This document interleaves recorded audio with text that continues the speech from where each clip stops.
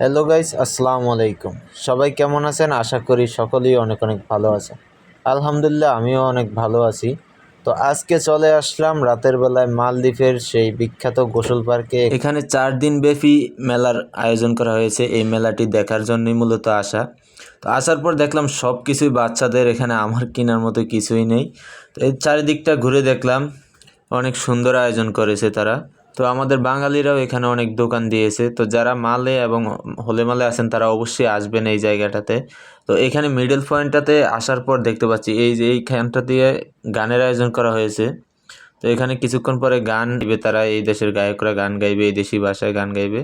তো এই দিকটা থেকে একটু যখন সরে আসলাম এই পাশটাতে, এখানে আসার পর দেখি যে সুন্দরী সুন্দরী আপাদের ফুচকা। তো এই ফুচকার পাশে এখানে একটা সানগ্লাসের দোকান, এই দোকানটার পাশে দেখি একটা সুন্দর আয়না। তো এখান থেকে নিজেকে দেখে কিছু সেলফি তুলে নিলাম আয়নাটা থেকে।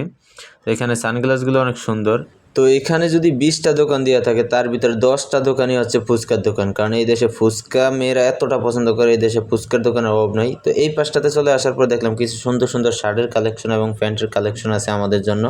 তো যারা আছেন তারা অবশ্যই আসবেন, এখান থেকে শপিং করতে পারবেন। তো এই ছিল ভিডিওটি। আল্লাহ হাফেজ। সবাই ভালো থাকবেন, সুস্থ থাকবেন। আল্লাহ হাফেজ।